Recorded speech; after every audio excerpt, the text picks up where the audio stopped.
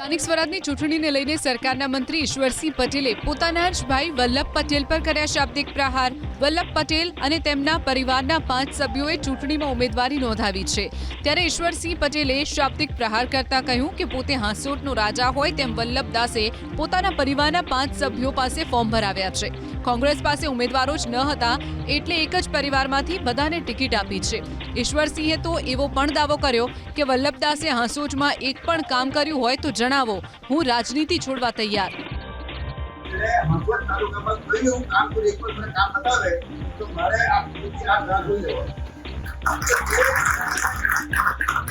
એ પ્રકારે લોકોની અંદર જે માનસિકતા ઉભી કરવા છે એ પ્રકારે એને દરેક સત્તા જ્યારે 2012ની વાત કરું તો સાંસદને ટિકિટ માંગેલી, એને પણ માંગેલી, ત્યારે મને બોલી ટિકિટ પૂરો કર્યો એટલે બધે નથી આપવાની ટિકિટ આપી।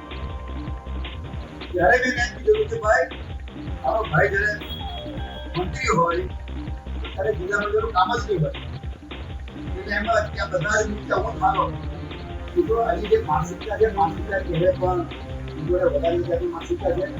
જોતા હતા કે બીજું કોઈ તરીકેની વાતો કરતો હતો, કોંગ્રેસમાં ઘૂસી ગયો છે એનો કેટલો ભરોસો થઈ શકે એ તમે તો ખાતે હાંસોટની અંદર એની અંદર પણ પુરાવા જતા જે લોકો અહીંયા ટિકિટ આપતા હતા એને પણ પેલા બધીના પ્રયત્નને કર્યા હતા।